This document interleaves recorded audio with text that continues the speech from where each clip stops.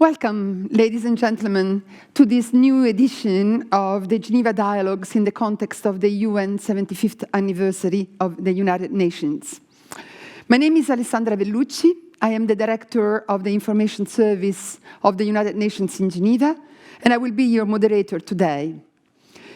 Let me start by giving immediately the floor to Mr. Philippe Bourin, who is the Director of the Graduate Institute of Geneva, who is our partner for this event and who hosts us in this beautiful building. Philippe, you have the floor. Merci Alessandra. Laissez-moi vous souhaiter la plus chaleureuse bienvenue à toutes et à tous en présence comme en ligne. C'est un grand plaisir pour notre institut que de participer et d'héberger ce dialogue qui aura lieu avec des étudiants et des chercheurs venant de l'Institut, de l'Université de Genève et de foraus. Dans ces circonstances tout à fait historiques qu'impose la pandémie à la planète tout entière, le dialogue entre représentants des jeunes générations et la famille onusienne est toujours plus important, puisque avec ces jeunes générations, c'est l'avenir qui arrive à l'avant-poste, et c'est sur cette jeune génération que reposera quand même le devoir de relever les défis qui nous attendent tous. Un grand merci, Alessandra. Merci beaucoup, Philippe. Thank you very much.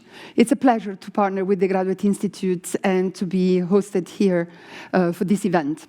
Thank you.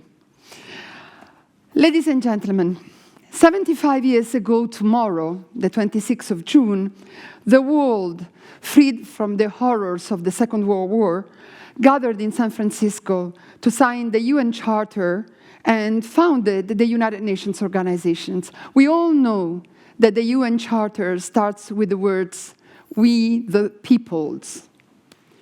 75 years later, the UN Secretary General, Antonio Guterres, chose to go back to the "we the peoples" and hear from them, particularly from the young ones, about what are their hopes and their fears for today, for tomorrow, what future they want, and how the United Nations can help them better build it.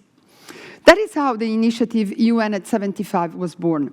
International Geneva immediately picked it up, built on it, fully embraced it, and in spite of the current pandemic, has developed a series of dialogues to look at multilateralism in a difficult time, the time of the pandemic. After a kickstart event in January with young students and an event here at the Graduate Institute with the Secretary General, we held a dialogue in April, which looked at issues like the world of work, science, fake news, telecommunications, parliamentary activities. And today, we would like to explore international cooperation in 3 sectors: culture, tourism, and sport. To do so, we are fortunate to have today here a series of very distinguished speakers and young researchers that I will introduce to you as we go along. But to start, it is my pleasure to give now the floor to our Director General, Tatiana Valovaya, who is connected with us from the Palais des Nations. Mrs. Valovaya, you are the 13th Director General of the office and the first woman to occupy this position. You are a great believer in the cause of multilateralism for International Geneva and for the world. And you are skillfully navigating our boat in the troubled water of the pandemic. We are happy to have you with us today, Madam. And it's really very nice for me to give you the floor to open this event. Over to you, DG. Thank you very much, Alessandra. Good morning to everybody. Welcome to this very important meeting for us. It's really a very, very important meeting because, as Alessandra has already said, tomorrow we're marking a very important day in the history of the United Nations, the signing of the Charter of the United Nations, and of course, that's a very important time to talk about the future of the world we want and about the United Nations we need to build this future. It's not the first our meeting.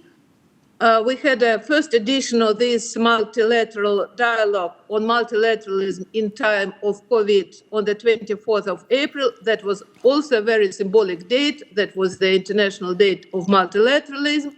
And I would like to thank everybody for joining us today. First of all, my colleagues from different United Nations and other international organizations, head of agencies, but first and foremost, Graduate Institute and the young public who is today with us. For today's meeting, we have chosen the topic of multilateralism and culture, tourism and sports. And why have we chosen these three very important sectors? There are, I would say, three reasons. The first reason is that these sectors, art, culture, tourism and sports, are among the most suffering as a result of the pandemic. Economical and social consequences for these spheres of our activities are tremendous. We know that, for example, 75% of tourist destinations all around the world have been closed down during lockdown. Some of them are now being reopened, but still the situation is very far from normal. We also know that during the time of the pandemic, the borders were closed, the planes were not flying, there were no exchange between the people, there were practically no international tourism, and still there is practically no international tourism. And as a result, not only these cultural destinations, museums, and other objects are suffering economic consequences, but also many small and medium enterprises around these objects in service industry, in hotel industry, in restaurant industry, in everywhere are also suffering. And we have to think how we can think about providing multilateral support for this industry. With culture, it's the same. We know that in 128 countries, practically all cultural activities have been physically stopped. There were no festivals, there were no cinema screenings, no book readings, everything has been stopped. And of course, that's the same about the sports, unfortunately. All the major sports events have been cancelled or postponed, including the Olympic Games. All of us have been looking to the Olympic Games this year, but as a result of the pandemic, they have to be postponed, and the sportsmen couldn't go on with their training. So these are sectors which really have suffered during the pandemic. But at the same time, I think the second reason why we have chosen these sectors for our today's discussion, during this time of lockdown, of confinement, we really have understood the necessity of culture, sports, tourism for all of us. And I think that these spheres provided lots of support and comfort. They were sources of resilience during these difficult days. And there were balcony concerts, there were lots of online events going on, and we know that many museums opened online exhibitions. Lots of theaters all around the world provided free transmissions of their best performances. And because of this, people were able and still able during this very difficult time to be part of culture, to be part of online activities, to be part of sport events. And I think the third reason is the reason that exactly these sectors are very highly associated with young people, because creativity is a very important part of a young generation. And there are a lot of young creators who really used this time of pandemic to launch on new activities in culture, in sightseeing, in sports. So I think exactly with the support of young audience, with the support of young generation, we can start thinking now how to use this experience of pandemic, new results of these months of lockdown, in order to use in these sectors to rebuild them and to rebuild them better. How we can launch sustainable tourism. That's a very important issue. How we can build up better, like Secretary General said. And we really have to think how we can unite all of us for peace, development, and security, for reaching sustainable development goals using this experience, and how we can use this experience to fight other challenges, global challenges, which are still there. Pandemic is unfortunately not the only global challenge. Climate change is here with us. Inequalities are here with us. All other challenges are still with us. And I would like also to say that why we thought that these spheres are crucial, because we really, in the United Nations office here in Geneva, during these weeks, we're planning quite a number of events exactly in these spheres, because we understand that in times of crisis, culture, art, joint efforts really can unite people. That's why we launched during these weeks a very interesting art competition with the support of many permanent missions, online exhibition exactly entitled like the title for the 75th anniversary, The Future We Want. We had an online voting, and now the 10 best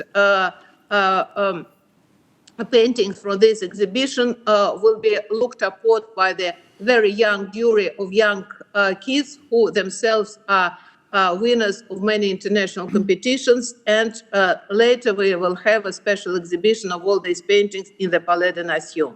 Just a couple of days ago, we inaugurated in the city of Geneva physical exhibition. For the first time, some art of the Palais des Nations is exhibited in Geneva, in the city center, and everybody can go there and visit it. But at the same time, you can go to our site and have an absolutely fantastic experience visiting this exhibition. And tomorrow we'll have another event in the Palais des Nations with our host country, with Switzerland, also art event. And I would like to say that's not by chance, because really we understand the importance of art, culture, sports, tourism, all these activities which are uniting us and giving us strength and other source to build a better world. So I welcome this conversation, how we can use these spheres to support multilateral activities, to support multilateralism, and on the other hand, how we can provide multilateral efforts, multilateral cooperation to support these sectors and to build a better world, sustainable world with support of all these sectors. Thank you very much. Over to you, Alessandra. Thank you very much, DG. Thanks for these inspiring words that I think frame very well our discussion today. As you may know, the Secretary General of the United Nations has designated Fabrizio Hochschild as Special Advisor for the 75th anniversary of the organization. Fabrizio and his team are doing wonders to collect the voices of we the peoples through a series of dialogues like this one, and also a specially designed survey. I'll tell you a little bit more at the end of this event. It would have been Fabrizio's great pleasure to be with us today. Unfortunately, he is traveling, but he has wished to address us a specific message for this event.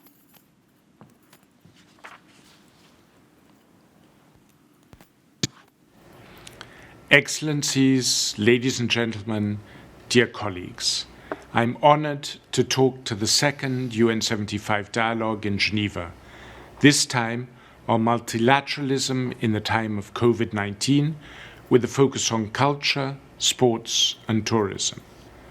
The first Geneva debate in January, which marked the kickoff of the UN75 initiative, was inspiring and full of youthful energy, wit and wisdom.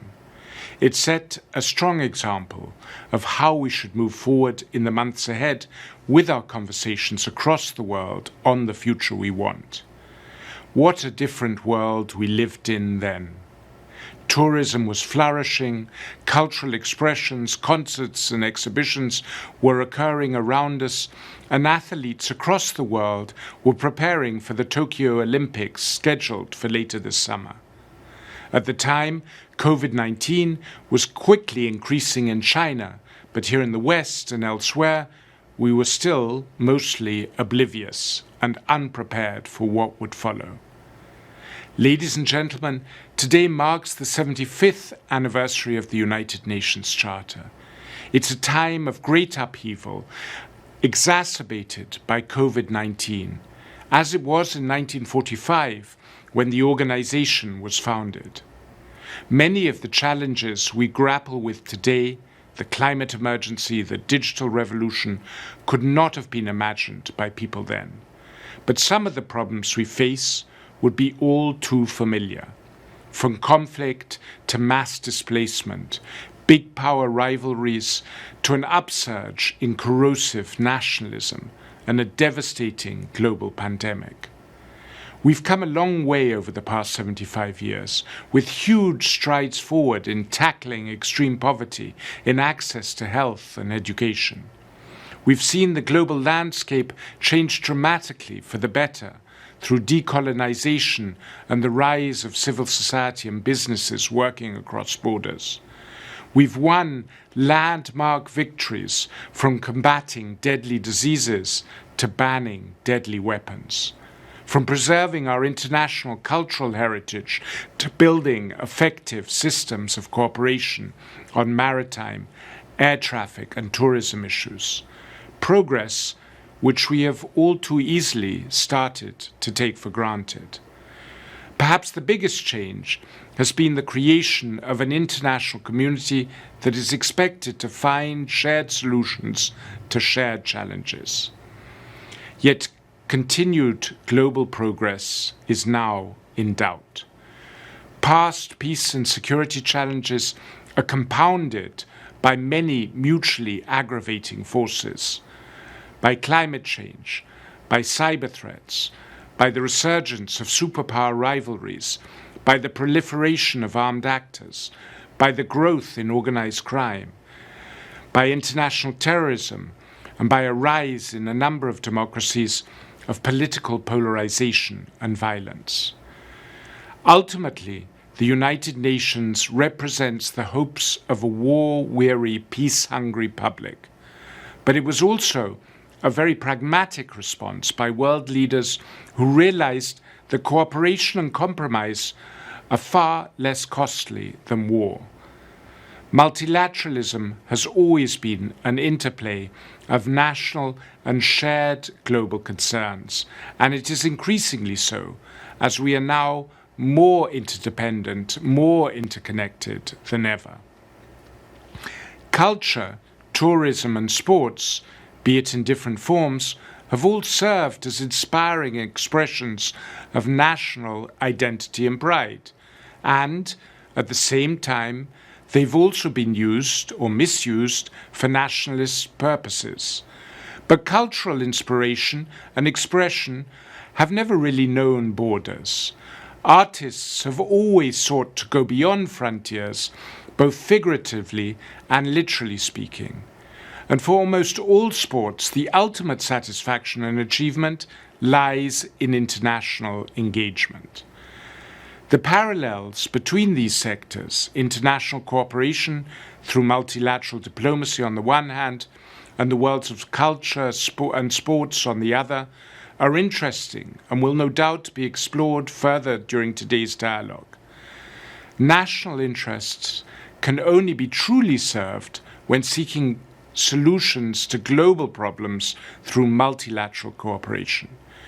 Global approaches are not the foe of the pursuit of national interests. In an interconnected, interdependent world, national interests cannot be adequately pursued without a large element of caring for the global commons and pursuing global solidarity. Likewise, culture, sports and tourism will thrive domestically when they interact, nurture, and are nurtured by wider regional and global surroundings. The COVID-19 pandemic has brought us to a pivotal moment. Although many are longing to get back to normal, now is precisely the time to end business as usual. Now is the time to put into practice the commitment to future generations that is central to the UN Charter and to make progress on the future we want. That is the spirit in which the UN's 75th anniversary was conceived of by the Secretary-General last year, not as a celebration, but as a moment of reflection, of listening, of coming together as a human family. COVID-19 and its devastating effects on our health, our economies, our social fabric, has underscored the urgency of that exercise. It has laid bare and deepened the fault lines that were already there. In January, we launched a global consultation to gather public opinion and crowdsource solutions to the challenges we face. Your discussions today are part of this exercise, and I look forward to learning from your ideas and recommendations. I also encourage all of you to add your voices to our global survey and share it widely with your networks. The decisions being taken now will have far-reaching impact. It's crucial that we, the peoples, in the opening words of the Charter, are heard. The results of our global listening exercise will be presented to world leaders in September 2020, where member states will adopt a declaration on the 75th anniversary, mapping priorities for the next decades. The declaration has the potential to send a powerful message of hope to global citizens and to put us on the path to a better future for all. Help us seize this opportunity. Thank you very much. Thank you very much to Fabrizio Hochschild for this very comprehensive presentation. I think what struck me more from what Fabrizio said, of all the very interesting things, is that he said we cannot go back to normal. We have to go back better. And the decisions that we will do today will be far-reaching for our future. And this really leads us very nicely into our conversation. But before starting with that, I would just like to show you another message that has been addressed to us by a very famous athlete. I'm pretty sure you all know Marta Vieira da Silva. She's a very famous football player. She has scored 17 goals, which I think is the highest numbers of goals into a FIFA World Cup tournaments. And she has been named FIFA World Player, I think 6 times World Player of the Year. She is a fantastic lady. She's a role model for girls and women alike. And she has wished to tell us these words.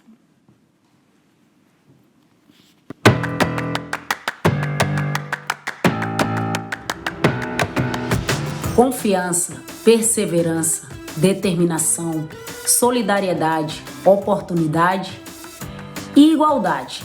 São algumas das palavras que me vêm à cabeça quando eu penso naquilo que eu mais gosto de fazer, que é jogar futebol.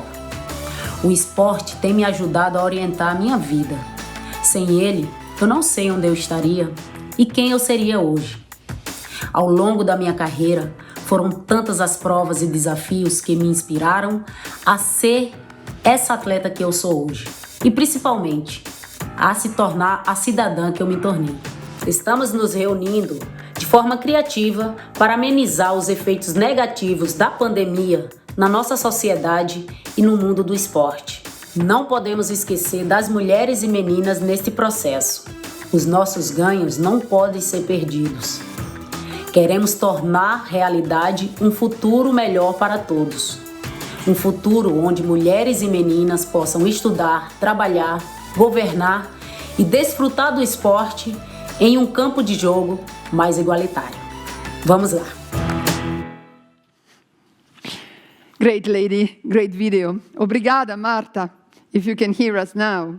And as you say, let's go. So, We are going now to hear from the UN top specialist about the three subjects that we've chosen today: culture, sports, and tourism. Then I will give the floor, I will introduce to you and give the floor to our young researchers who will present their ideas and engage with the representatives of the agencies. Let's start with the cultural sector. We've heard from the initial presentations numbers which are quite impressive. Artists and cultural workers make up 5.4% of the world's workforce and a total of 30 million jobs globally. And these numbers, of course, are very impressive, but today, at the time of the pandemic, we have heard from the Director General, from Fabrizio Hochschild, many of these cultural sites have been closed, the celebrations have been cancelled, leaving institutions and artists in a very precarious situation. The UN Educational, Scientific and Cultural Organization that we all know with the acronym UNESCO has reacted to this situation. And we are going to hear from you, Paola Leoncini-Bartoli, how you went about that. Mrs. Leoncini-Bartoli, you are the Director of Cultural Policies and Development and Cultural Sector with UNESCO. I'll now let you tell us a little bit about the action that UNESCO has taken in these difficult conditions for this sector. Mrs. Leoncini-Bartoli, sorry. First of all, let me say that UNESCO is honored to be with you in this dialogue, with you all, with partner agencies, but also with the civil society, with students, researchers, and to engage with you on three topics that all are integral parts of UNESCO's mandate: culture, tourism, and sports. Let me start by saying that the three enshrine by excellence civil society interaction and engagement, but also resilience by essence. Culture is about getting together. This is also the case of sports and of tourism. I would like to give you a very, very brief overview in this introductory remarks before engaging in a conversation on the question and answers segment of these dialogues. Let me start by culture and making a few remarks. The impact of the pandemic on the culture sector is unprecedented, as we heard from previous speakers. Firstly, it has exposed the vulnerabilities of the cultural and creative sector, which is endemic, in which an estimated 30 million people work and which contributes to 3% of global GDP in the world. It has shown, as was said, that many artists, filmmakers, museum educators, or self-employed people working in the culture sector and small enterprises that have been deeply affected in their social protection or legal status. In some parts of the world, many artists and craftsmen operate in the informal economy, and so their economic contribution was not taken into account and has considerably disrupted their livelihood. Secondly, the crisis has revealed in a very concrete way also the importance of culture. Due to the lack of social contact and social distancing, connecting to culture has been vital for millions, billions of people across the world, for mental well-being, and in order to build a sense of community. Millions of people around the world have turned to virtual platforms in order to visit museums or UNESCO's World Heritage sites, to watch films, or to listen or watch concerts, and to connect with festivals that are part of their intangible cultural heritage, including traditional sport events, which are also part of cultural heritage across the world. Culture has always been a very powerful tool for learning for the school children who have been unable to go to school. notably through arts education, for example. But 47% of global population is still not online. 47%, which raises urgent questions about equity, which is a pillar of UN work. Third and lastly, for culture, the impact on the disruption in tourism has had great, tremendous consequences on the culture sector. Just to give you only one figure, from 60 to 80% decline in international arrivals in tourism during the last 3 months, in comparison to 4% during the last economic crisis in 2008. So from 60 to 80% decline in international arrivals. Travel, as you know, is an important way of encouraging intercultural dialogue, the appreciation of cultural diversity, discovery of other cultures, and better understanding our world in order to be better equipped to build the future we want. From a cultural perspective, you should know that tourism represents 40%.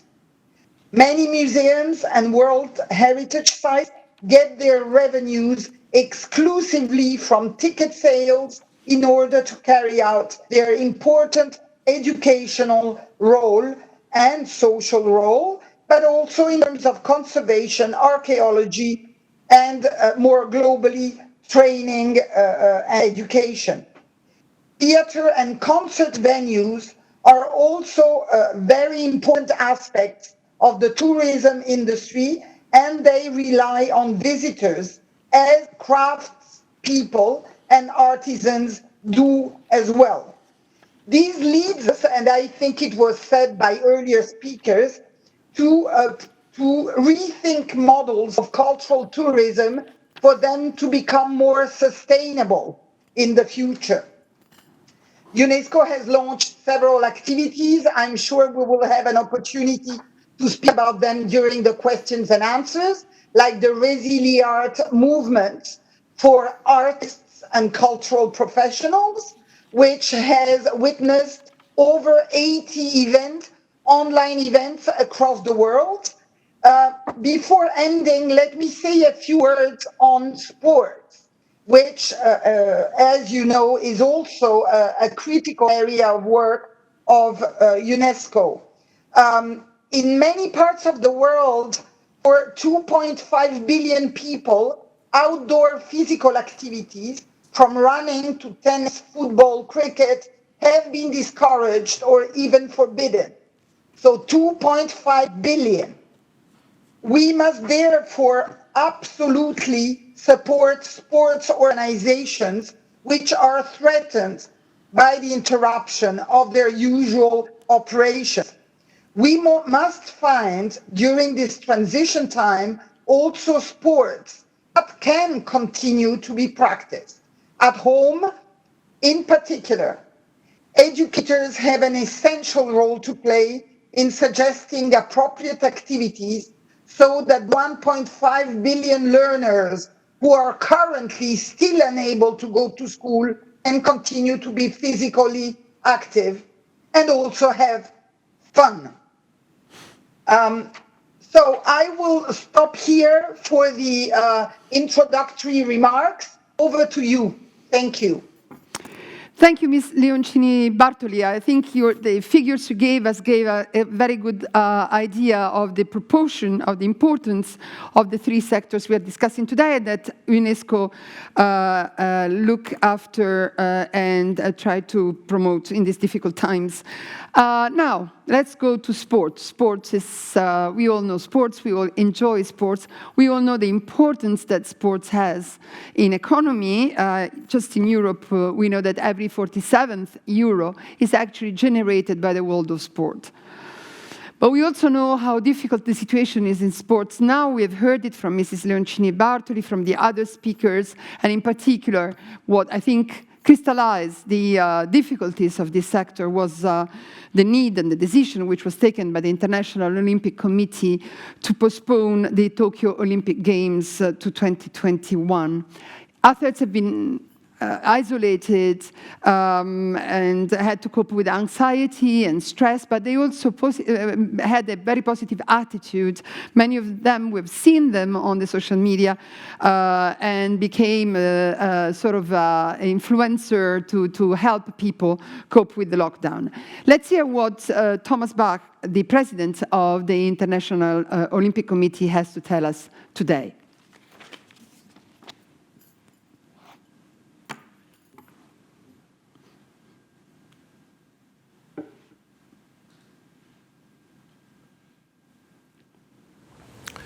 Dear Director General of the UN Geneva, Your Excellency Tatiana Valovaya, dear participants, the fact that I can only greet you virtually is itself a reflection of the unprecedented situation we are all facing because of the global coronavirus crisis.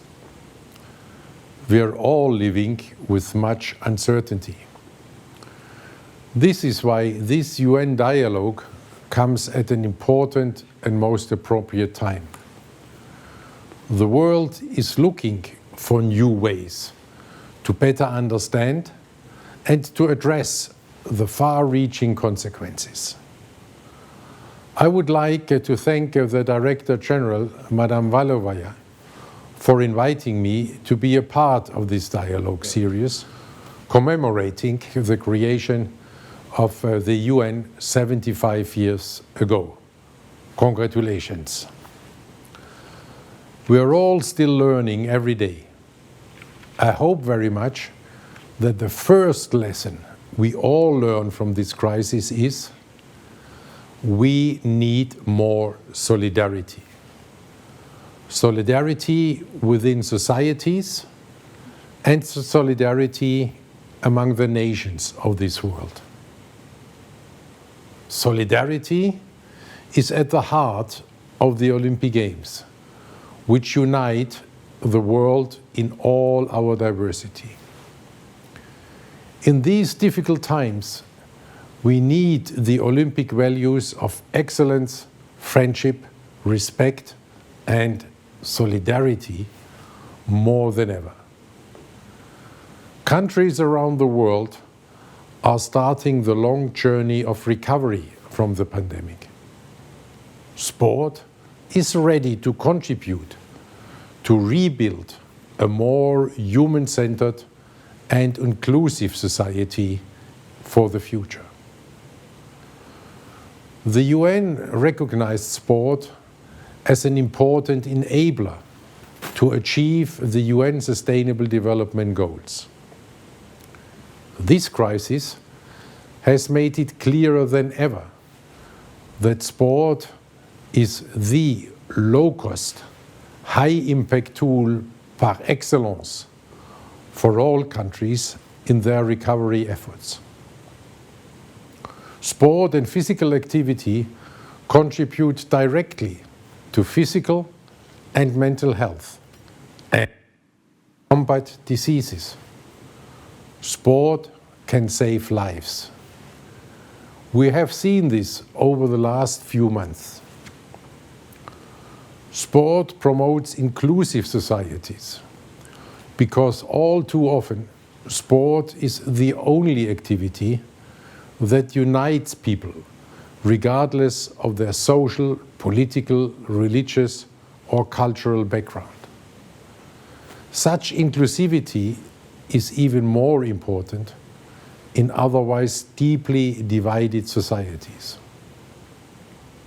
Sport creates jobs, creates business activity, plays a significant economic role in many countries, all of which are vital elements as countries look to reopen their economies.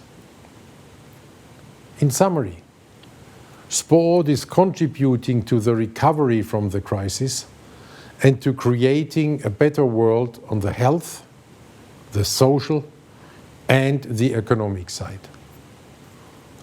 For all these reasons, the IOC calls on the governments of the world to include sport in their post-corona support programs because of the essential contribution that sport brings to society.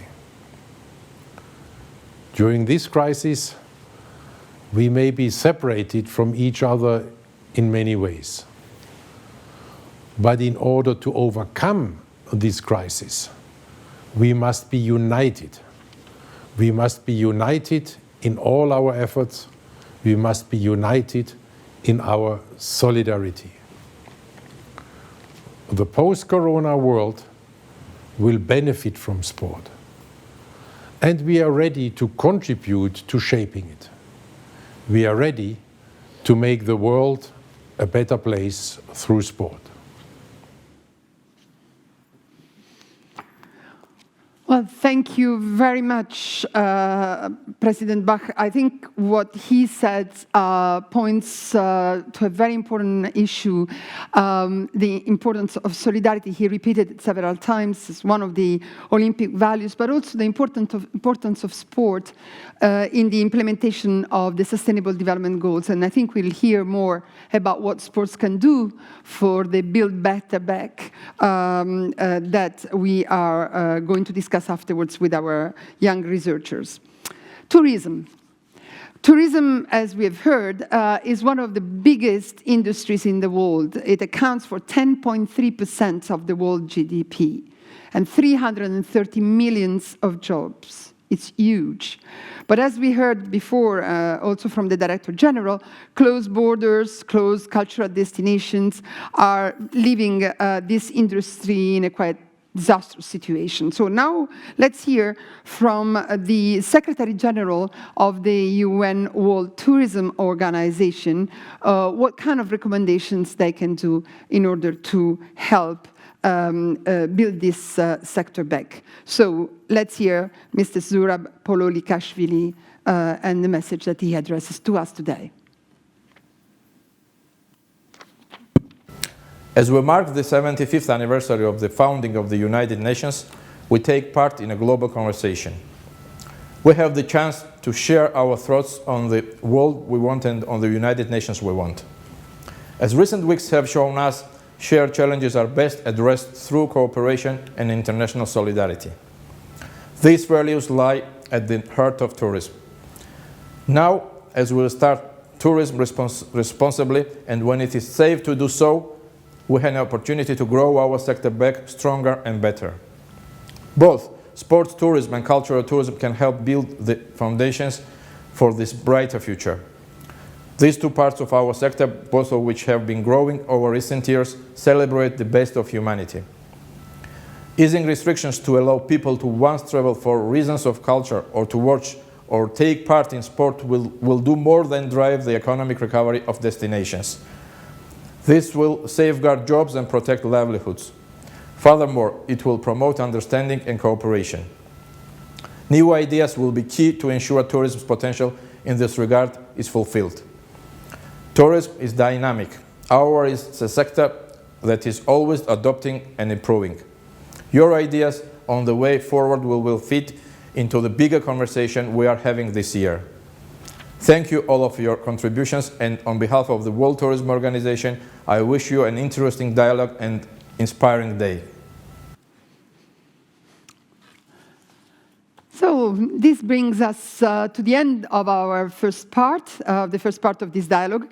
And now that we know a little bit more about international cooperation in these three sectors, it's time for me to move to our young students and researchers and hear from them a little bit of what they have been working out, so discovering and thinking about the three sectors.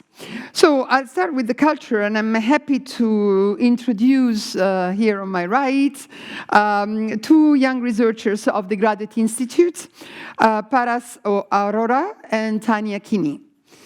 Paras, you are a sociocultural and medical anthropologist in the making, and you have a keen interest in local cultures and international development. You are the UNESCO Aladdin Youth Ambassadors for Peace and intercultural dialogue, and as such you worked on the queer Muslim migrants' experience with cultural integrations in the West. Tanya, you are a budding equal rights advocate, right? And your current research focuses on the role of international sports organizations in achieving gender equality and better representation for queer athletes in the international arena. You can draw on professional experience on working in sports in India. So I now give you the floor and hear from you, what are your thoughts, what are your feelings about the research that you've done in the field of culture? You will see during the debate that our young researchers are not really specialized in one or other of the sectors that we're looking at today, but it's really this cross-sectoral knowledge and experience that were also interesting for us. So you have the floor now. Please. Thank you so much, Alessandra, for the generous introduction. Hello, everyone. Today, I, Paris Arora, in collaboration with my fellow student researcher, Tanya Kini, from the Graduate Institute Geneva, are going to be talking to all of you about the relationship that culture would share with the politics of digitization and multilateralism in a post-COVID world. Culture and digitization have always shared a critical relationship with each other. Since the information technology revolution of the 1990s, cultural events in sight found themselves in the uncanny company of a feverish desire to record everything. With the coming of the virus and in its aftermath, we see once again that digitization is now being hailed as a seductive one-size-fits-all solution in order to provide access to all. While indeed digitization is a solution, it does not exist without its own set of inherent limitations. Today, Tanya will first talk about the socio-economic limitations of digitization, and then I will talk about the legal and ethical aspects that are inherent in the concept of digitization. We urge UNESCO to deal with these limitations as not simply setbacks, but opportunities for a greater multilateral collaboration with its global, local, and national allies in order to reimagine what cultural citizenship will look like in a post-COVID world. Over to Tanya. Thank you, Paris, and thank you, Alessandra, for the introduction. So as Paris was talking about, when we look at socioeconomic inequalities that we encounter in our daily lives, what we can see is that these become more pronounced when you look at the lack of adequate digital infrastructure, especially for cultural minorities. For example, various cultural minorities have not been able to access certain specific physical spaces or been able to participate in certain traditional processions, and this restricts their cultural citizenship, their belonging to the particular cultural world that they come from. However, we can see that an increased interaction between the digital and the cultural in this digitized cultural world that we currently live in does not necessarily guarantee that these cultural minorities will be a part of digital cultural citizenship. And therefore, we want to ask UNESCO how they can ensure that this lack of digital infrastructure does not act as an impediment to the increasing possibility of cultural participation by these minorities. As Mrs. Leoncini Bartoli mentioned in her opening remarks, over 47% of the global population do not have adequate access to digital infrastructure. And therefore, what we urge UNESCO is to consider that the hurdle of lack of digital infrastructure should not impede the access that cultural minorities are starting to have to previously restricted cultural spaces. Over to Paris. Thank you so much, Tanya. Finally, we would like to also talk about the fact that cultural events and sites do not simply exist in context of socioeconomic inequalities, but each and every cultural site or event, let it be a UNESCO World Heritage Site or a museum, when it gets digitized, institutionally documented, that gets converted into data, ready to be circulated across the globe multiple times. Even the most democratic of intentions that seek to increase accessibility to a cultural event or site are indeed susceptible to the danger of legal and ethical dilemmas which comes with recording, at least in two respects. First of all, in the very process of recording a cultural event or site, there can be ethical issues about what has to be recorded and what doesn't have to be recorded. Similarly, when a cultural event or site is shared beyond its originary context in different parts of the world, it might lead to certain forms of legal and ethical questions. In other words, the camera person, as it were, will not simply be a witness to culture, but a participant in culture in a post-COVID world. A camera and a camera person will indeed interfere in how cultural events and site will pan on. That is why we urge UNESCO to think about how exactly legal ethical codes from local model worlds to global legal standards need to be considered when they engage with its global, local, and national partners to push for greater digitization. And while this push is important, we must not forget these local legal and ethical codes about what must be recorded and what must not be recorded. Thank you. Well, thank you very much to Tanya and Paras. Thank you very much to you. Well, Mrs. Leoncini-Bartoli, I think you've heard very many issues in what our young researchers told us, both the cultural citizenship, the question of access to culture in this time of IT, social media world, data, the issue of legal and ethical dilemmas that you have mentioned. What would you like to tell them? Alessandra. Yes, I think the points raised are extremely critical, and let me try to provide a response from UNESCO's perspective. First of all, let me say that the UNESCO member states have decided and adopted a decision, a resolution actually 2 years ago, asking UNESCO to develop ethical principles of the digital transformation, precisely for the reasons evoked by our two students and researchers, which have to do with something I put in the chat. I don't know if you have access to the chat, which has to do with access. So access is not just software, but of course it's also the price to pay, economic implications, but also capacity building, diversity of contents. What we are trying to ensure is that cultures have equal representation on web, obviously. And by equal representation, please keep in mind that we're also referring to languages, multilingualism on the digital platforms, which today, unfortunately, is very far from being the reality. And lastly, representation issues.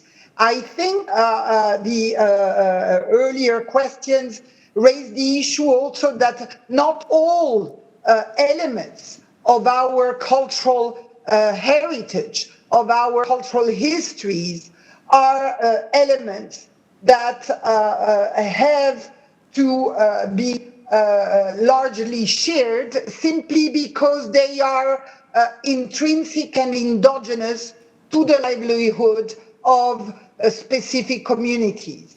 UNESCO tends to systematically hammer or reaffirm that in order for cultural diversity to survive, we need to ensure that biological diversity is preserved, sustained, and supported.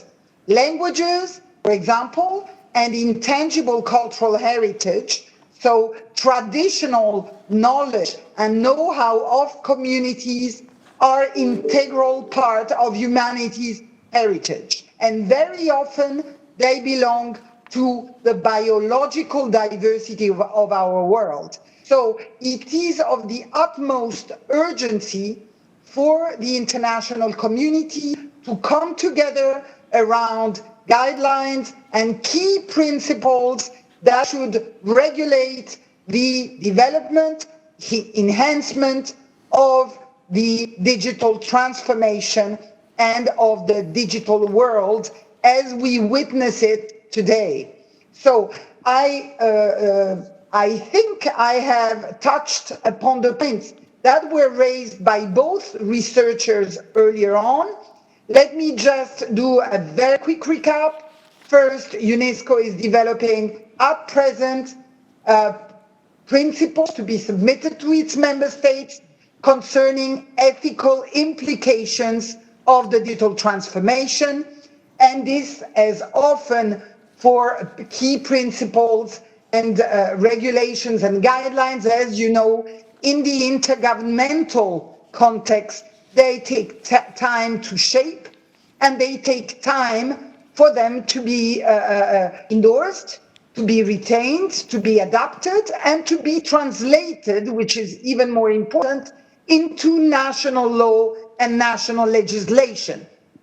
And the second point is that, of course, UNESCO, in particular in the area of culture, but not only, also in the area of education, for example, and intercultural dialogue, as mentioned by one of our researchers, is also producing guidelines and principles that should be fully integrated in the adaptation of cultural policies at the national and local level in order to ensure the preservation and promotion of cultural diversity in all its aspects, including taking into account cultural and indigenous rights.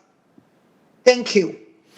Well, thank you very much, Mrs. Leoncini-Bartoli. I think what would be maybe interesting for the aftermath of this event, it would be maybe to hear more, especially from Paris, who has been researching the issue of cultural integration for minorities, and to see if our researcher would have some concrete, practical ideas from the standpoint of view of young people of how to maybe increase this action that UNESCO is already taking in terms of access. That would be, I think, a very good continuation of this conversation. Thank you. So now let's turn to my left to have a short dialogue on the issue of sports. But before doing so, and before introducing you to our audience, I would just like to start this conversation with another small video.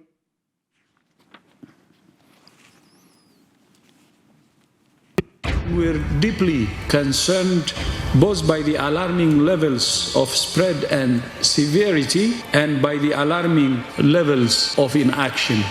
We have therefore made the assessment that COVID-19 can be characterized as a pandemic.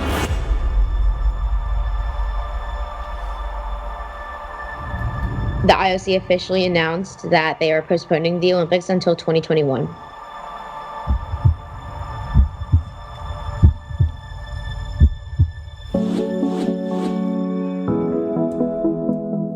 Hello everyone.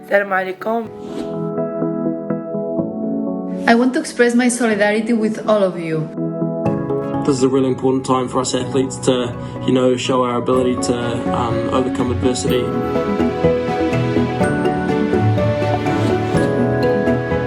No matter what, go forward.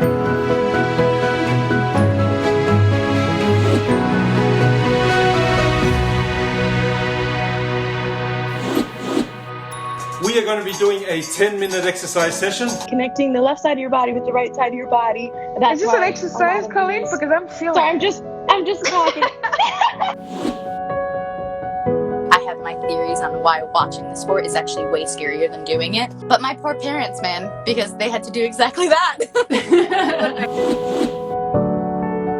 It's that never give up mentality.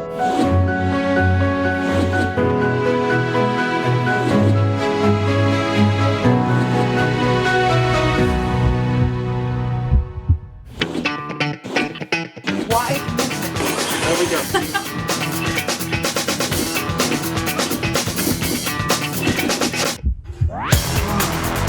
2, 3, 4, 5.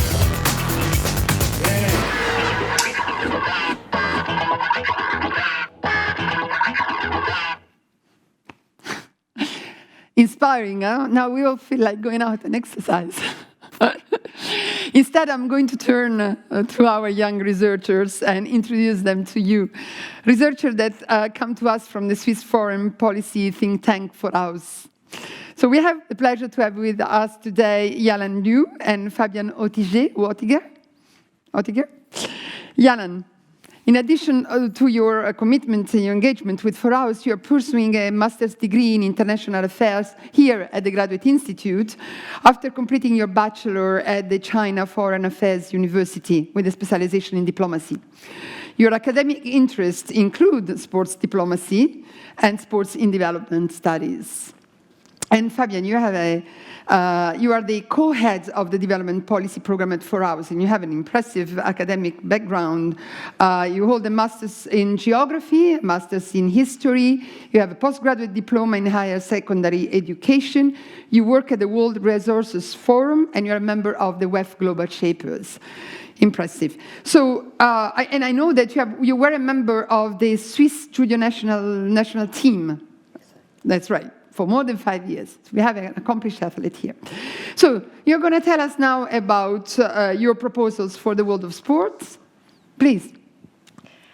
Thank you, Alessandra. Hi, everyone. I'm Yalan, and here with Fabian, representing foraus. And today we're going to talk about sport and multilateralism under COVID-19. As already mentioned a lot, the postponement of Tokyo 2020 is emblematic of far-ranging social, economic, and health impacts. These impacts are evident in international and local sports industries and also in our individual sports lives. However, this global health crisis gives us a chance to rethink our regular sports settings and consider the role of sports in transitioning to a new normal. In building back better and stronger, we think it is crucial to leverage sports as a means of health promotion and social inclusion. Specifically today, Fabian and I will comment on perspectives of professional athletes, youth communities, and vulnerable groups. First, let me start with the perspective of professional athletes. We have already seen in the video that athletes play a crucial role in leading this solidarity during the lockdown. And sometimes we tend to think like the athletes, they are physically and psychologically stronger. They do not really fit our imagination of COVID vulnerable group. However, COVID can exacerbate existing anxiety and stress among professional athletes. So international sports organizations, they should play a key role in support mental well-being of athletes who may suffer from additional stress due to the disruptions of sports routines. So for both IOC and every one of us should care more about our athletes. Now, zooming out to youth in our ordinary lives, COVID disruptions to physical education have taken a toll on teen habits to keep fitness and social contact. So, before COVID, we can see that PE curriculum mainly aimed at training skills, keeping fitness. However, in the new post-COVID normal, PE classes, they should promote positive attitudes, build self-esteem, facilitate the development of indoor, adaptive, and resilient sports skills. Olympic Charter states that IOC and national Olympic committees play a key role in supporting educational programs. So we think it is critical for both IOC and UN to work together to develop a more detailed guidelines on PE curriculum in order to target to post-COVID adaptation and recovery. Beyond its potential to promote individuals' health, sports also play a role in achieving social inclusion. As unfortunately, racism, discrimination are part of our lives and have always been there around us, like before and during the pandemic. So let me now turn the floor to Fabian to elaborate on it. Wonderful. Thanks, Yalan. Let's take the Olympic Games as an example. As Mr. Bach already mentioned in his initial statement, every 4 years, thousands come together from all over the world and they manage to live equally and peacefully. But why should it only be possible to live like this every 4 years? For us, as a global community, our common vision should be that as in sports, everybody should be equal regardless of nationality, religion, or sexual orientation. In addition, I'd like to add that, especially when looking at the situation of women and migrants, two groups that both have been affected particularly hard by the pandemic, sports can be a wonderful tool for social inclusion and hence create a positive impact towards the SDGs 5, gender equality, and 10, reduced inequalities. Thus, if we really want to build back better, sports needs to be part of every national and supranational recovery plan. When implementing these recovery plans, it is crucial to not forget, but rather put a strong focus on really the grassroots level and the foundation of sports, namely the small community clubs. It is especially these small clubs and their work towards gender equality and the social inclusion of displaced persons which are so invaluable. Nevertheless, they've been suffering tremendously over the past few months, as during the crisis, all too often people have left their clubs. Here, not only governments or multinational or multilateral organizations could step in, but also high-performance athletes could help to rebuild sports as a sector, for example, by visiting their former clubs and giving public training and autograph sessions to re-attract members. Now, before asking Danka what she thinks of that idea, and also if she might have others, I'd like to end our statement with the Tokyo 2020 motto, United by Emotions. Under the COVID-19 crisis, people and countries have all been isolated, and although we shared emotions, most of them were negative. Now, I would like to remind you that sports fields can be a great place to be united and to share positive emotions after everything we've been through. Thank you. Thank you very much. Thank you. I think that, yeah, there were very concrete proposals in what you said. Not only the role of professional athletes, but also the importance of educational programs, developing guidelines for adapted educational programs post-COVID, and also what you just said about the grassroots clubs. I'm sure that all these proposals have raised the interest of our discussant, who is both an athlete and also a representative of the IOC, Mrs. Danka Bartekova, and we have her on the screen. Danka, you won the bronze medal in women's skeet shooting at the 2012 Olympic Games in London. You hold many medals from World European Championships and World Cups. And in 2012, you were also elected to the IOC Athletes Commission, of which you are now vice chair. So you've heard our young researchers. What would you like to tell them? Thank you very much, Alessandra, and thank you, Fabian and Yalan, for your amazing insight on the situation that we are facing now in the field of sport. I really like the ideas and the position that you have taken. As a former athlete, Fabian, I feel immediately connected to how you must feel, and of course, for all the researchers and students who tackle the issues of sports in current COVID-19 pandemic crisis. We are connected, and we know that sport plays an important role in community. As Alessandra has already said, I am a professional athlete, and for me, sport is a reason why I wake up every morning. I know what I'm going to train, I'm going to prepare for a competition or a training.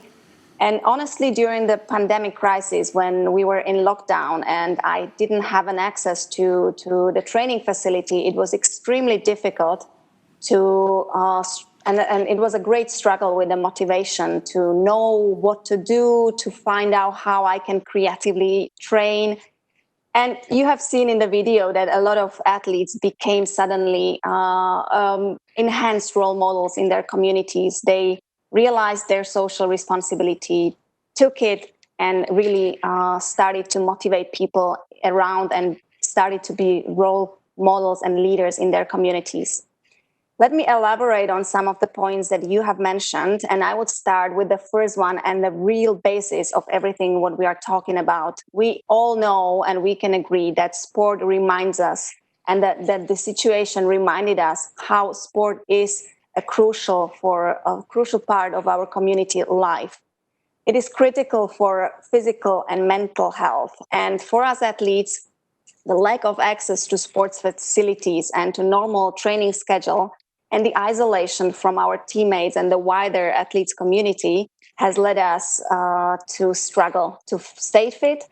We in the IOC Athletes Commission led a survey, and around 60% of athletes stated that they have issues with motivation and the mental health issues during this time.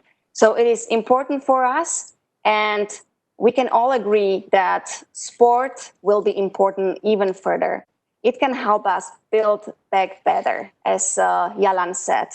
It will help the prevention of future health diseases, non-communicable diseases such as diabetes, cardiovascular diseases, and obesity. And they are likely to increase globally over the next years, and physical activity in particular is one of the prevention factors to fight them and to tackle this issue. Sport plays a crucial social role in recovery from the pandemic by bringing communities back together in an inclusive and very sustainable way. I really like the statement from President of the IOC, Mr. Thomas Bach, saying that sport is a low-cost and high-effective measure to build back communities and have a very positive social impact on daily life of people. As the COVID-19 crisis threatens to reverse progress made in many social outcomes, never sport has been so central to helping build more inclusive and sustainable societies and more resilient to unknown future shock. Sport, physical activity, and physical education, as you have mentioned, are very key for youth and children. We need to have them motivated, we need to have them moving, we need to have them healthy, and sport really plays a crucial role in the physical education and education as such. A very important point that I would like to elaborate on is that sport needs to be part of post-COVID economic recovery plans at national level. From small grassroots clubs to professional teams, from athletes and coaches to competition officials, fans and sponsors, the entire sporting ecosystem has been affected by the crisis. Sport being non-profit by nature and thus without any reserves, clubs and associations cannot survive the crisis, and the huge contribution they make to their communities might be lost. Cancellation and postponement of many major sporting events and sport competitions have led to the loss of essential revenues, from sponsorship to distribution of broadcast rights and ticketing, which used to be reinvested at lower levels. We very much welcome the support which many governments have already given to this need. It will benefit their athletes and their global communities in the post-COVID world. And my last point in my recommendation will be that women in sport should not be left behind in the recovery phase, as Fabian already mentioned. Vulnerable communities and parts of our society need to be taken into consideration when we talk about the post-COVID-19 recovery, and we need to build on the successes that already have been succeeded or achieved. In response to Fabian and Yalan comment about the IOC and high-level athletes stepping in and helping to rebuild the community and sports sector as such, I would only reiterate what you have seen in the video. Athletes have already taken part in the shaping of community and leading the social inclusion by sport.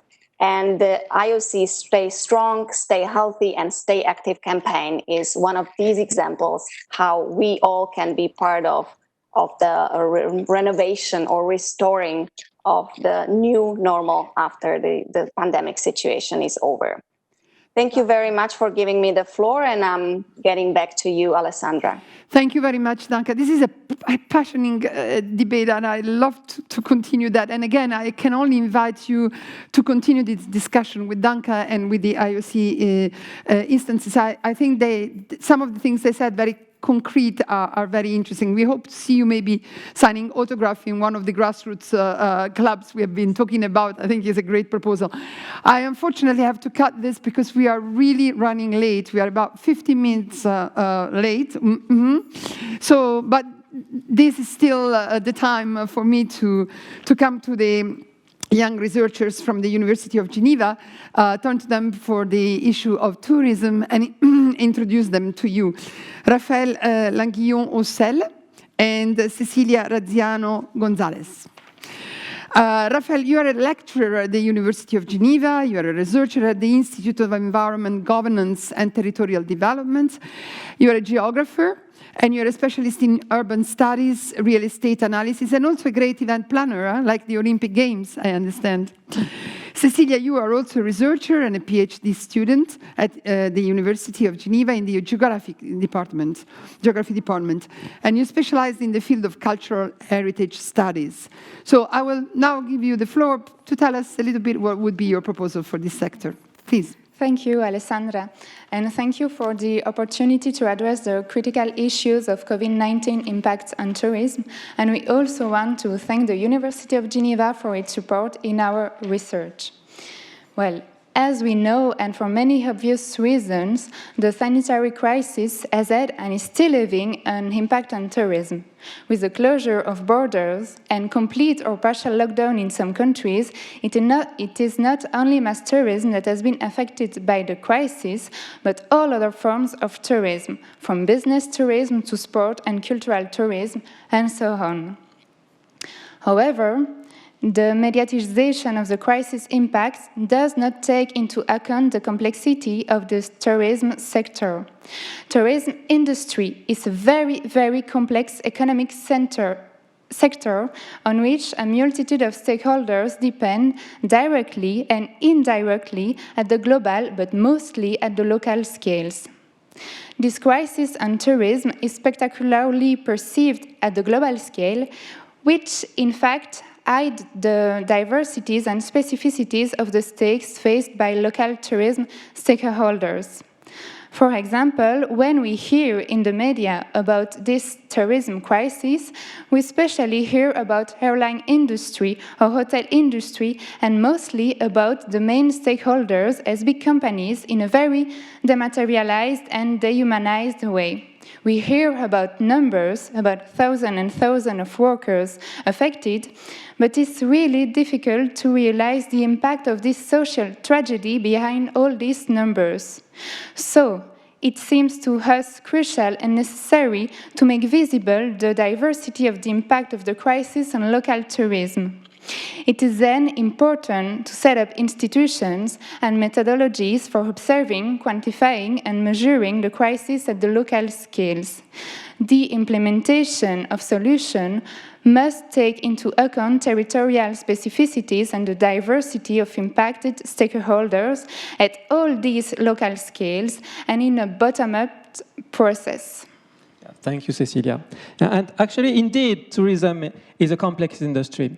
And COVID-19's impacts on the sector touch different kinds of stakeholders and a great number of territories at different scales, from the global to the local ones. And one of the most mediatized consequences of the COVID-19 crisis on tourism has been the postponing of the Tokyo 2020 Olympic and Paralympic Games.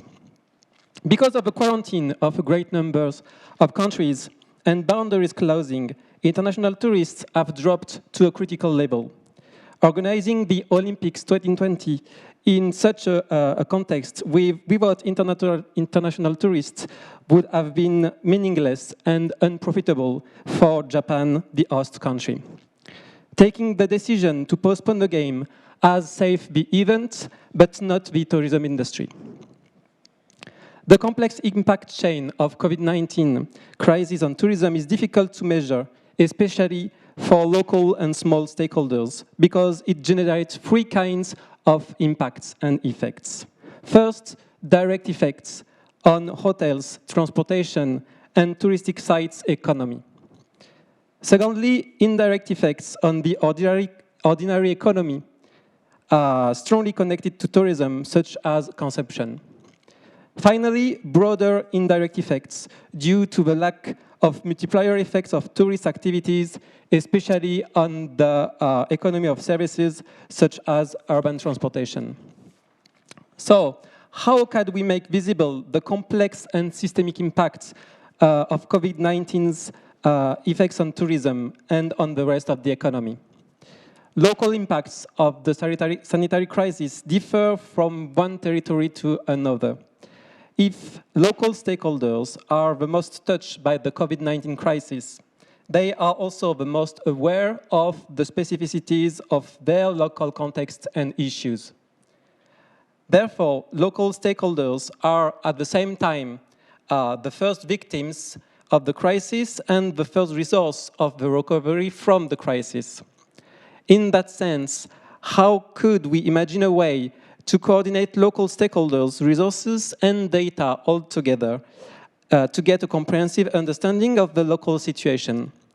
Could we imagine a plug-and-play international structure to which local stakeholders could plug in time of crisis and dislodge when the critical stage of the crisis would be overcome? Thank you very much for your attention on that very, very important topic. Thank you very much, Raphaël and Cécilia. I think what you've said specifically on the issue of better coordinations, vertical and horizontal, is going to be really an interesting point for Mrs. Zorica Urošević, who is going to now give you the feedback of the World Tourism Organization. Zorica, you are the director of the Institutional Relations and Partnerships Department and special representative of the World Tourism Organization in Geneva. And just tell us what you feel. What is your comment on what our researchers just told us? Good afternoon to everyone.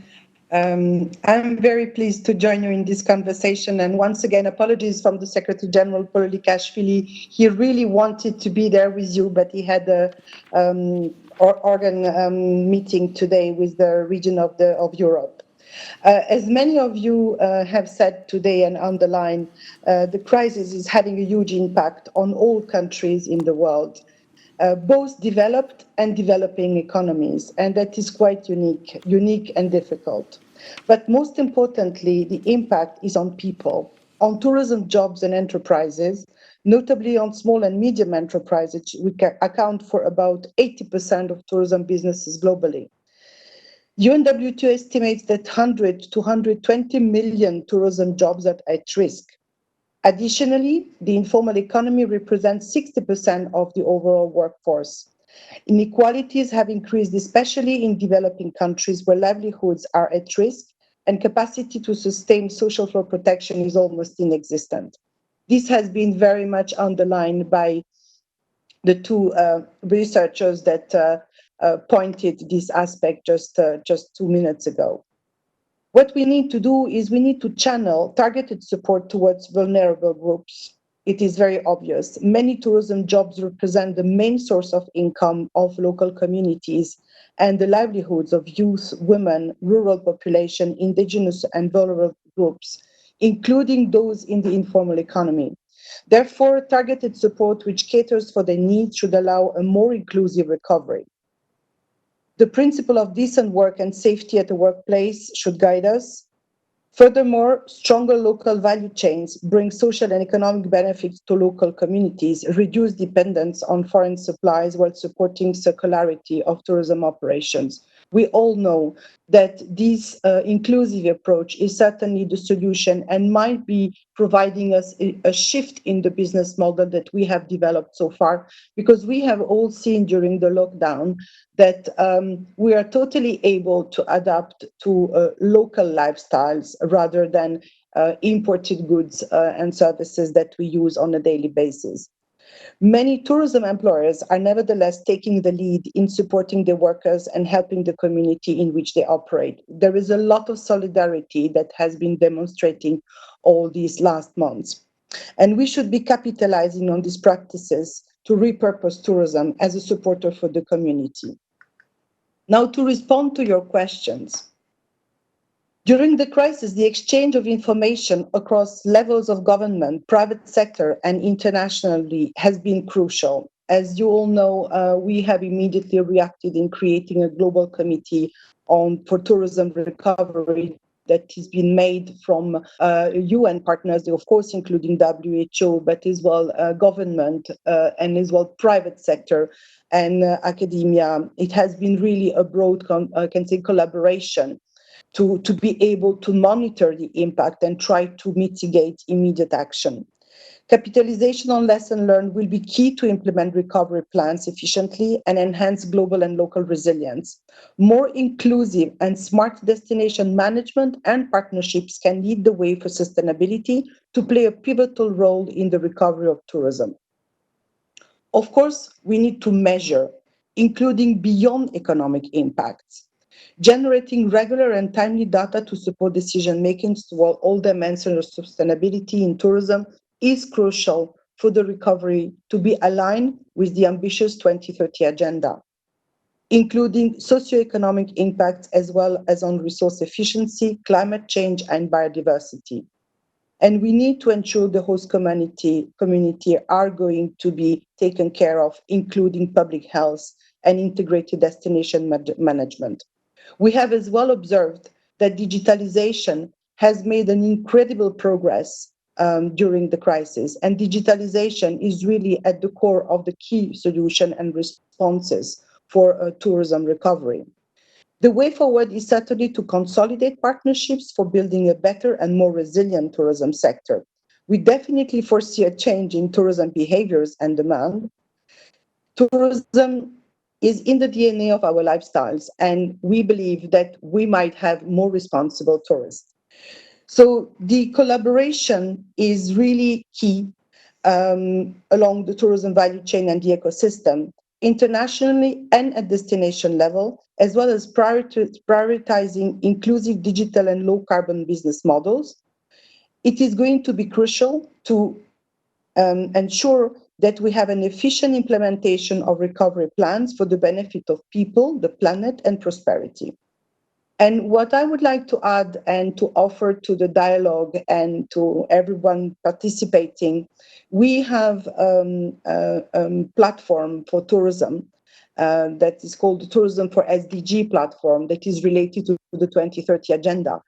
And we invite you all to upload, share your stories, learn from the platform, and we will be definitely promoting the dialogue, which we have already promoted further down the line, to really shape the best response and vision for the future. Thank you very much. Thank you, Zaritza. Thank you very much, and thank you for telling us about this platform. We are all in Geneva. You are in Geneva, so our young researchers, I hope, will continue this conversation with you.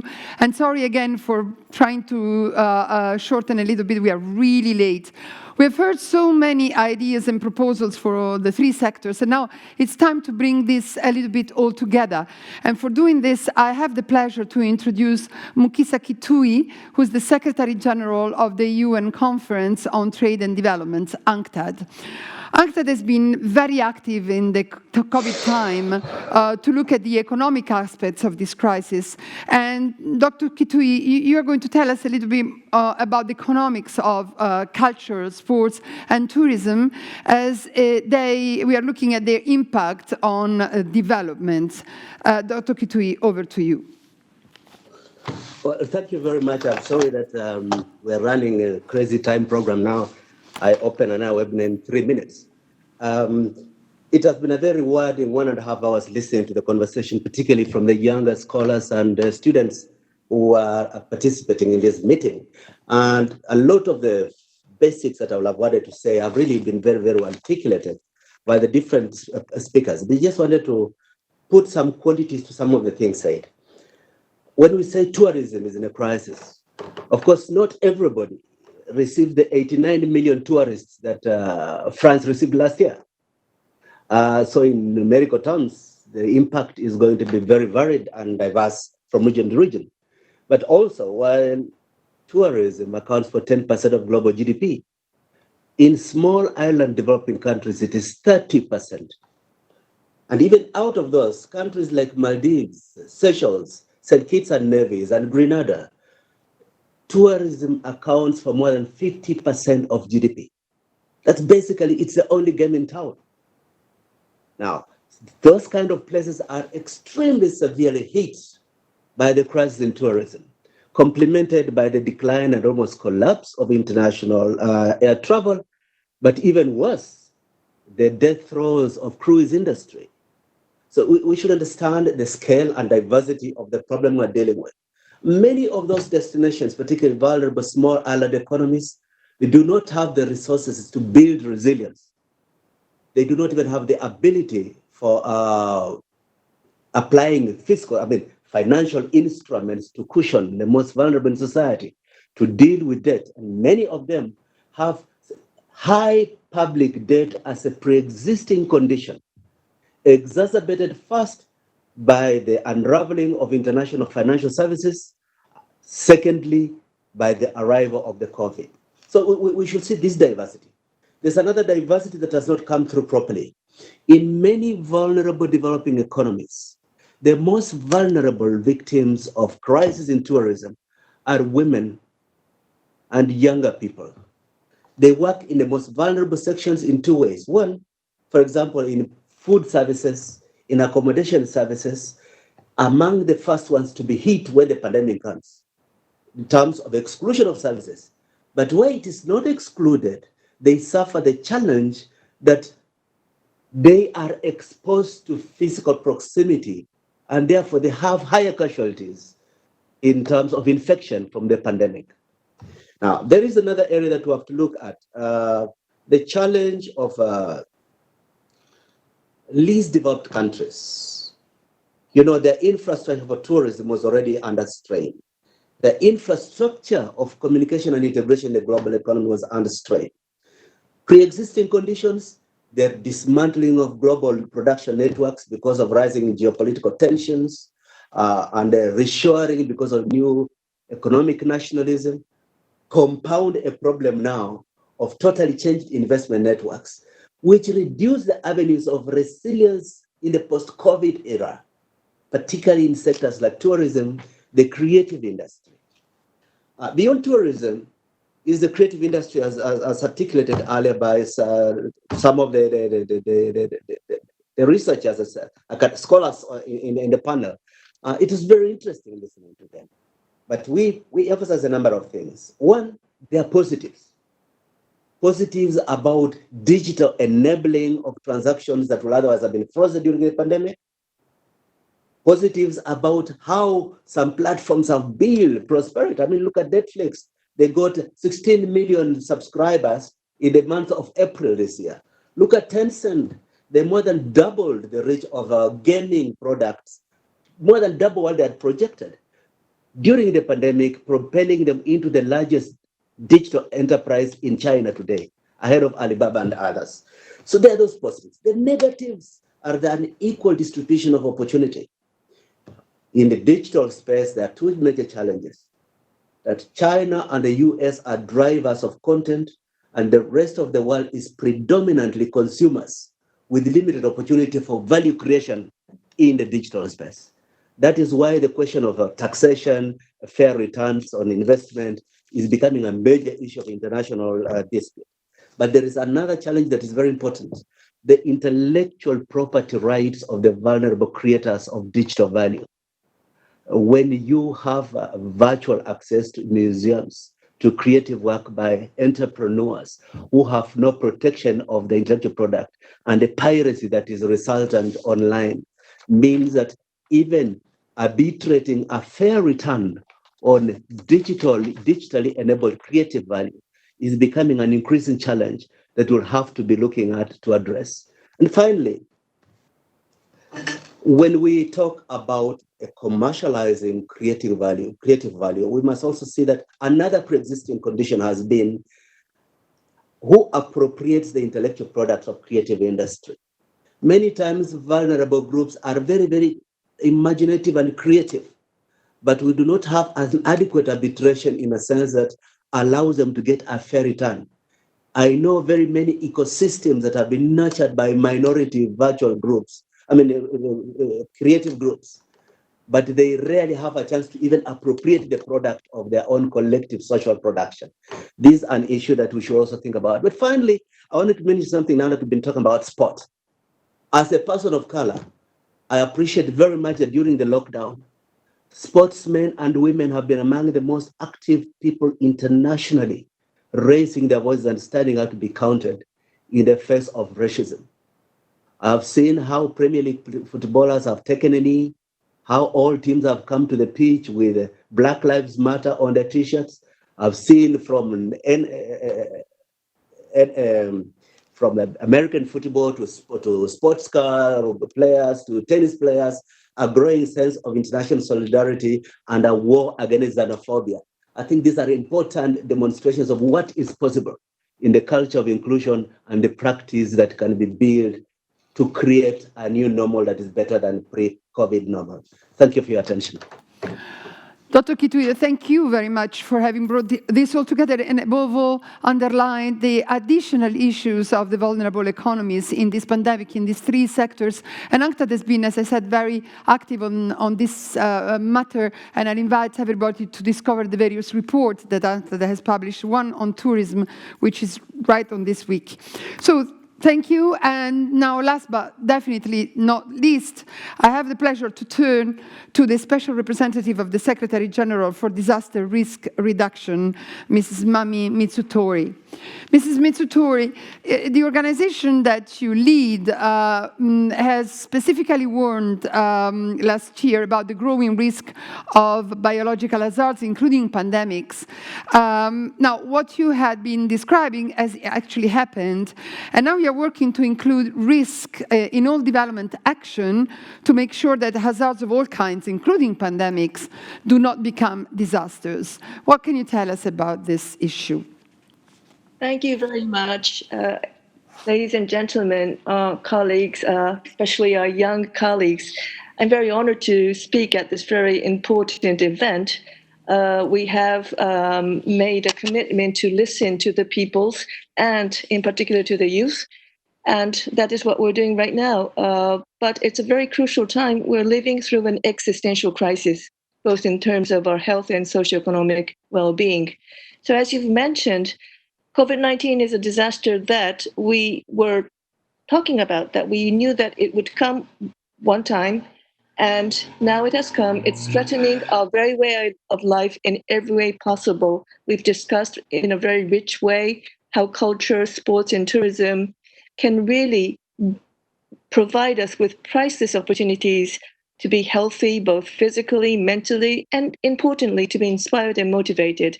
And my role in trying to bring this very rich conversation together is to say that really we need to focus on one thing, which is prevention, and which is about reducing the risk that surrounds us. Because if we don't do that, not only our way of life, but our lives and livelihoods themselves will be threatened. Now, this pandemic has really laid bare our failing as human beings that exploits the Earth's resource as if they are unlimited. And if we continue doing this, we are going to make ourselves more and more vulnerable to future shocks. I'm afraid to say that COVID-19, as horrible it is, we can see it as a warm-up event to climate emergency if we do not tackle it. And the thing is, COVID-19, as in every single disaster, it is hitting us, everybody, but it is not hitting us in the same way. We've talked about the vulnerable people, the needs of the poor, the marginalized, and different generations, senior citizens dying in caring homes, children and youth being deprived of their opportunity, of your opportunity to study, to be trained, and to be in employment. Migrants in countries who walked hundreds of kilometers to their hometowns, some dying on the way, starving. And of course, we've seen a lot of wonderful acts of solidarity of people stepping up to help these people. Even here in Geneva, one of the world's richest cities, there were migrant workers who didn't have food for themselves, for their families, and volunteer groups organized food distributions. But the truth is that the level of vulnerability that we saw in communities, cities, nations, regions, and globally is really something that surpassed our imagination. And this is exactly why we need to start our journey to recovery. And we must do so with an honest inquiry into why millions had to endure this nightmare. It didn't have to be this way. Now, one outcome of this inquiry must be to realize that we cannot ever continue to turn a blind eye to the fact that disaster risk is embedded into every angle of our society. And we need to understand better what is the nature of this risk. The nature of this risk is that it's all connected. COVID-19 started as a public health disaster, but it very quickly turned into a socio-economic disaster. So the risk is systemic and the impacts are cascading. And that is why the solutions must also reach across different sectors and be systemic. We can't deal with one sector. Culture, sports, tourism, we've talked about. But through the discussion, it comes clear that these sectors are also connected. And then we also need to look into water, sanitation, hygiene, education, health, nutrition, protection of children, shelter, housing, and public open spaces. Prevention does save lives, and we are now aware of it. I'm sure all of you, especially the young people, are really aware of it. But it's not enough to be aware. We have to invest in prevention and resilience. It means that we must put our money, the government's money, the multilateralism money into prevention. Now, half measures on pandemic preparedness, ignoring the increased frequency of extreme weather events, and treating climate change as a hoax, these are all signs of bad governance and irresponsible leadership. And I can say that the biggest driver of risk is bad governance. Without political commitment and good governance, we are doomed, unfortunately, to repeat past mistakes in managing a pandemic like this one and climate risk. So I repeat once again that this crisis has not impacted everybody equally, but it is also true that we have been all shaken by it.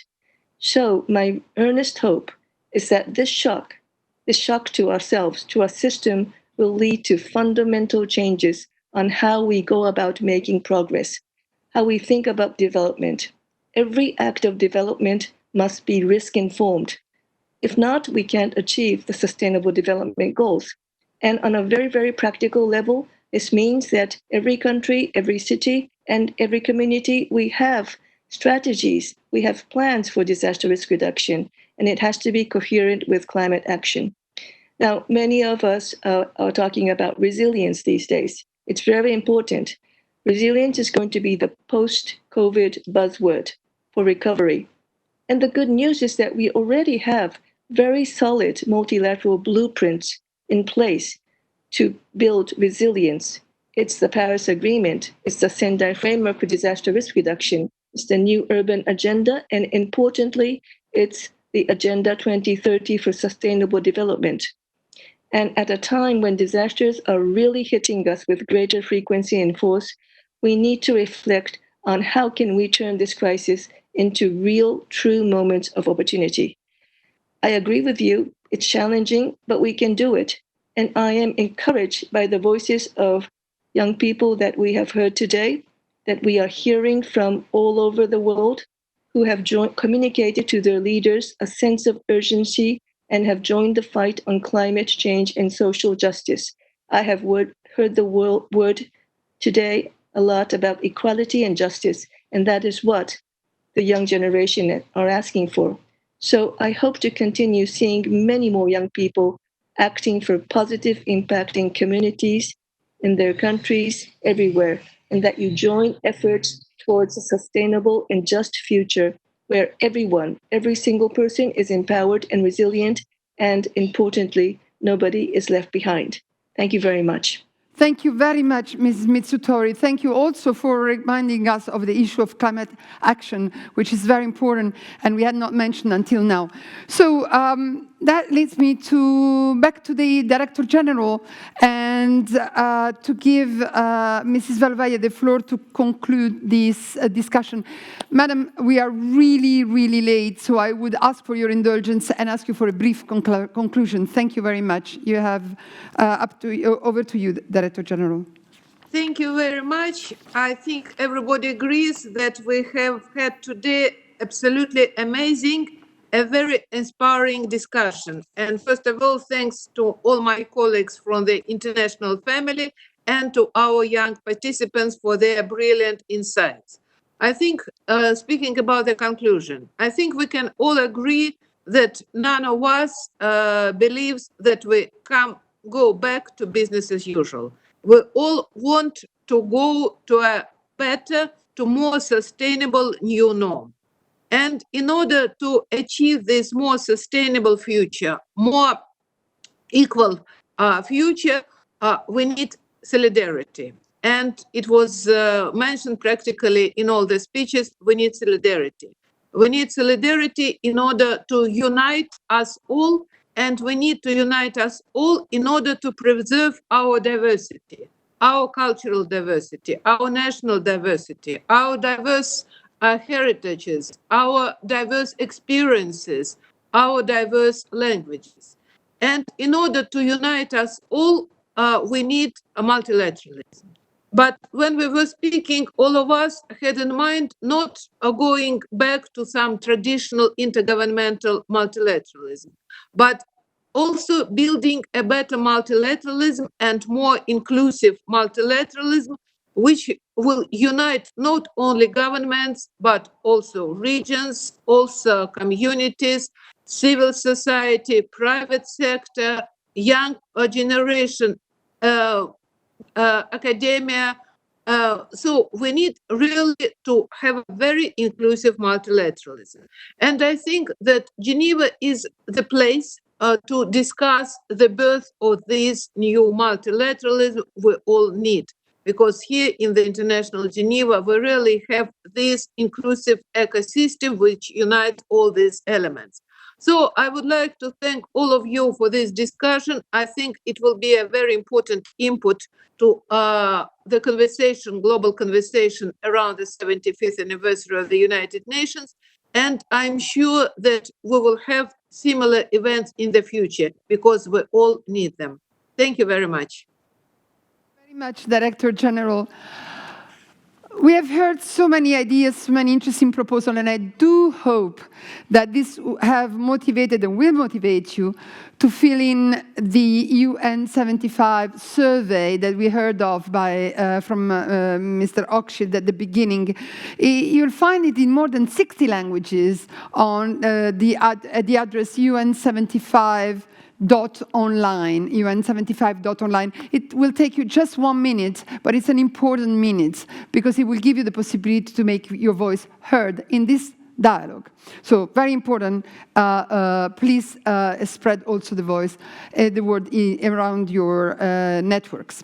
So thank you very much. Thank you to all our speakers. Thank you to our young researchers. Thank you to the public who has been following us online. Thank you to our partners, the Graduate Institute, foraus, the University of Geneva. Thank you very, very much, the technical team who has been doing wonders to make this happening possible. You've seen we've had voices from all over the places, so thank you so much. Thanks. I have to thank you really very, very much, Jacqueline and Lena, who have been really instrumental for this dialogue to happen, and the team of the UN Library, Francesco Pisano, Vivian Brun, and Amy Schmidt, without whom this would not have been possible. So thank you to you all. Goodbye, and I hope to see you at the next UN75 Geneva Dialogue. Thank you.